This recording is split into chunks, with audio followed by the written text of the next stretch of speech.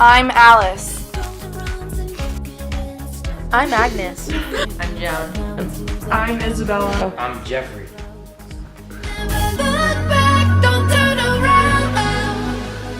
And I'm Marjorie, your host. Hello, I'm Marjorie, your host. Welcome to Keeping Up with Your Average 17th and 18th Century Family. Before 1750, rates of illegitimate birth were very low. Although 33% of people engaged in premarital sex, if a woman got pregnant, marriage was often arranged before the baby was born. Therefore, it wouldn't be illegitimate.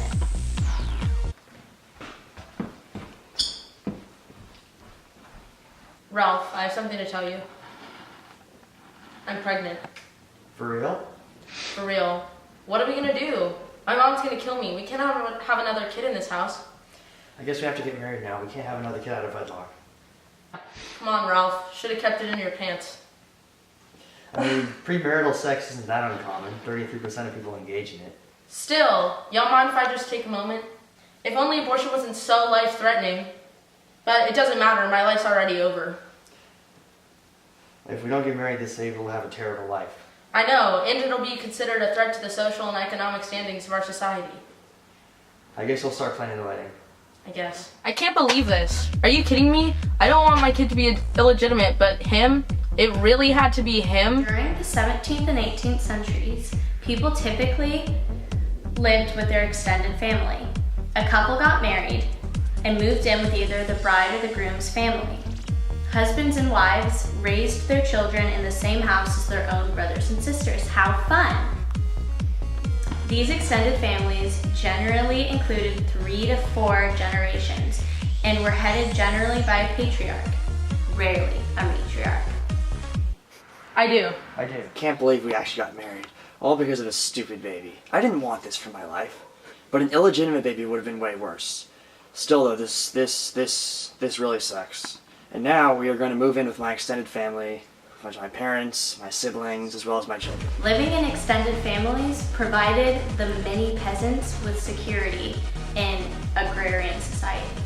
So tired today. Facts, but we seriously need to get this done. Yeah, I really don't feel like it. You really think I'm gonna do all this work? Are you kidding me? I'm not kidding you. This, our well-being depends on this. Ladies, get back to work. Alice wasn't pulling her weight in the fields today. Now I'm left with all the work she didn't do. I'm so annoyed at her. Any chance she once had with me is gone. Oh, hello. By 1700, there were records of births, deaths, and marriages, which proved that extended families lived together. In pre-industrial societies, people did not generally marry young. In fact, the average person waited and married later, until after they had begun to work.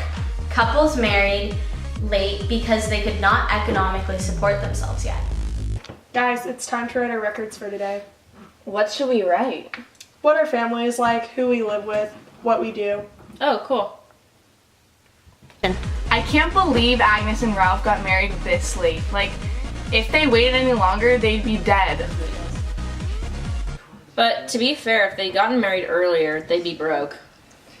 I guess that's true, but still, I don't know why people get married so late. Because they don't have jobs yet. Financial security is a must. Rude.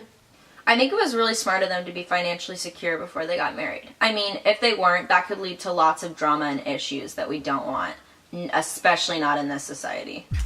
Boys during this time plowed the fields and wove, while girls spun thread and tended to the animals. Many men during this time left their houses in order to get apprenticeships with craftsmen, hoping to later be admitted into a craft guild, and later established economic independence. These apprenticeships lasted 14 to 17 years, and men were not able to marry during that time. These jobs required hard work, and they received little payment for their work, but they've tried very hard, hoping one day to be admitted into a craft guild and gain economic independence. The men who were not lucky enough to be admitted into guilds were drifted from tough job to other tough jobs.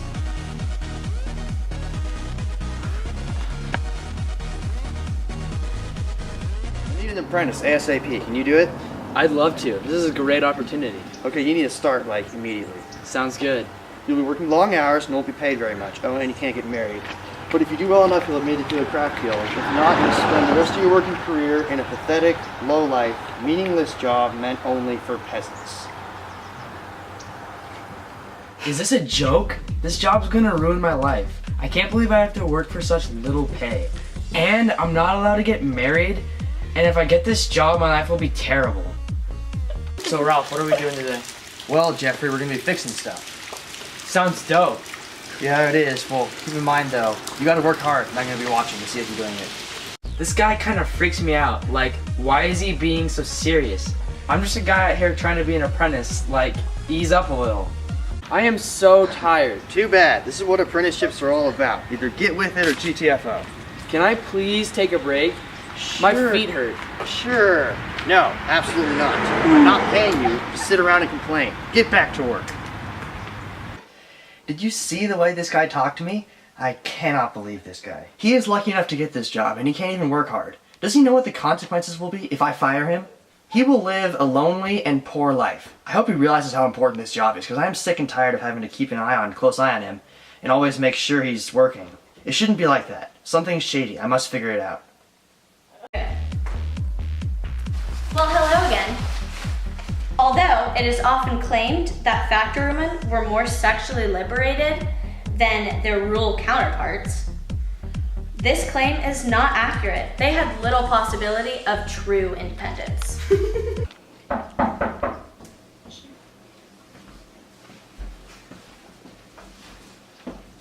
Hey, I can help you out. I don't know, Jeffrey. I have to get home ASAP. My siblings. I can support your family. I can do more for you than anyone else can. I guess I can come in for a little while. Jeffrey was giving me such weird vibes last night. Like, I don't know whether I could trust him or not. He was sounding pretty sus, but whatever. Does she really think that she can be independent? That's funny. She'll never be out of my life. I'll always have control over her. Oh, sorry, just let me finish this page. Okay. Opportunities were very limited for women and girls during this time period. Parents often employed their girls as servants for other families, and wages were paid to the parents. Doesn't really seem fair if you ask me. Girls cleaned, shopped, cooked, and cared for the infants of the families they worked for. I just got hired as a servant. Today is my first day. I'm so excited. My family really needs some money right now. And I think it'd be good to get some experience like in cooking and cleaning and with children, considering that's the only thing that I'll ever be doing with my life. I just got a new servant for us. Oh, really? How old is she? Did you really just say that? Did you forget we were married? I can't believe you. Sorry, doll. I just got a little sidetracked. Hi, Jeffrey. I'm the servant that your wife hired. My name's Joan. Well, hello, John. Is there anything I can do for you today? I can think of something.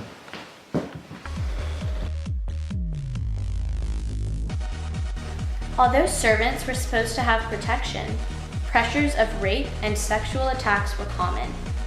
If a servant became pregnant, she was quickly terminated from her place of work and often had to resort to prostitution or thievery.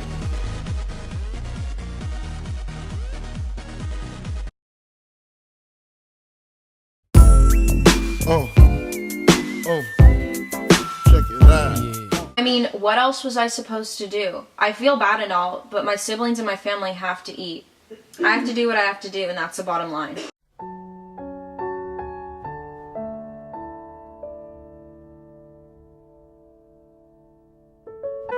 Oh, hello again. During this time, many brides were pregnant when they got married, showing the extensive force that community controls and societal standards put on these ladies. If any domestic disputes arose, degrading public rituals were used to handle it, typically against the lady.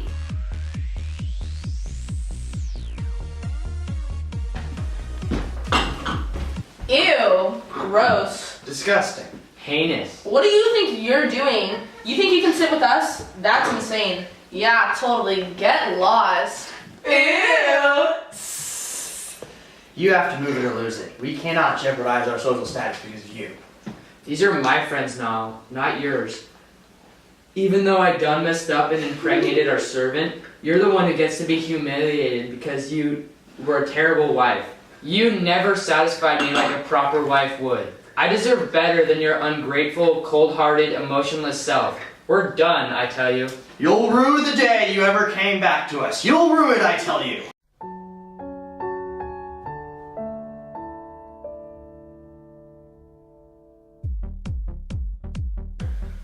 Hi. In the second half of the 18th century, the traditional custom of late marriage began to change. Illegitimate births skyrocketed between the 1750s and 1850s as the policy of having few children out of wedlock began to break down. Growth of cottage industry and exploding population were some of the reasons for this change. Oh my god, you won't believe how many kids our neighbors have. They're like rats. Every time I turn around, there's like a lot more of them. I think that's something called like doubling. I mean, read a book. Okay, well, whatever. I don't care that they have 6 kids out of marriage or whatever. I care because that's absolutely way too many. They cry and scream like all the time. Did you hear about that girl, Grace Smith? She's pregnant but isn't even married. Yeah, it is a little weird, but I've been hearing so many stories like that lately. Yeah, me too. It's kind of crazy. I know, right? It's probably because of the cotton industry and the huge population growth. Things really aren't how they used to be, are they? Nope, everything is changing. Oh, hello. I didn't see you there. The practice of nursing in the mid-18th century was slightly different than today. Nursing saved the lives of infants because of vital immunity-producing substances. Wet nursing was a widespread business. But if a child turned out poorly, it was the nurse's fault.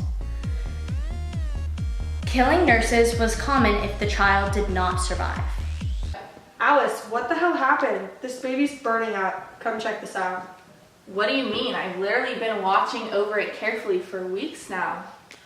Oh shoot. Alice, you idiot, you have to fix this like now. We're so screwed. Oh no, if the parents find out, I'm dead. We better hide then, because here they come now. Oh my god, my son is dead. I'm getting the cops. Freeze! You're under arrest! Oh no, please, I didn't do anything! Please, stop! Agnes, stop brushing your hair. Alice is going to jail.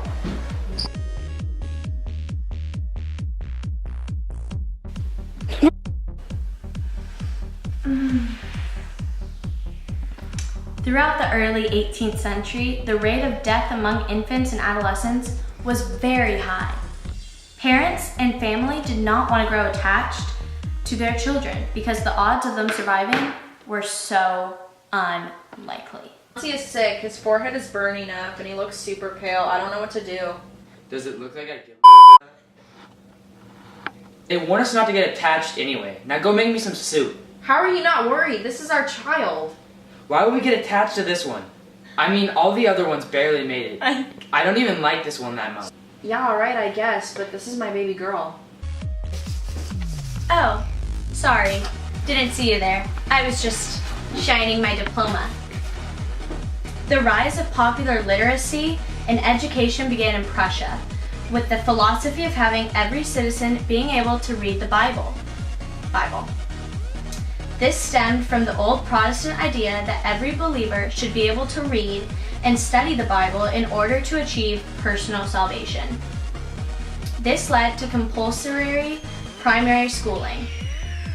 Due to poverty faced by many Europeans, schooling was unavailable to the poor. Charity schools were established in order to fix the problem, increasing the amount of literate people from 1600 to 1800.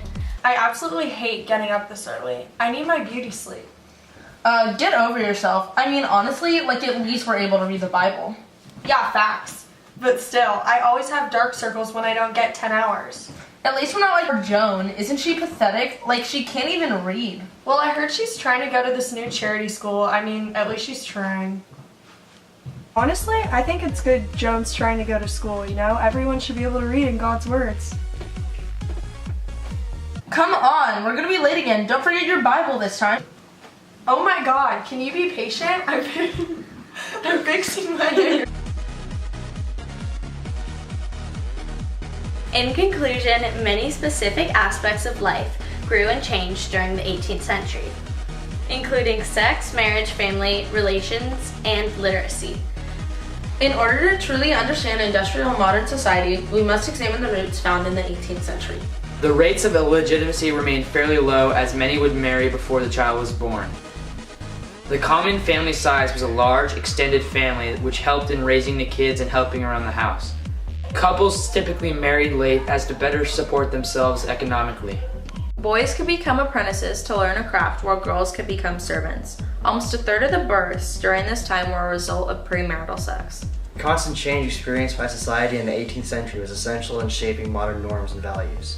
The widespread adoption of universal literacy, key changes in the family structure, and a large-scale sexual revolution were all more essential in the creation of and evolution of a modern civilization than previously believed. Without these key changes to the fabric of public life, the world we live in today would be a very different place.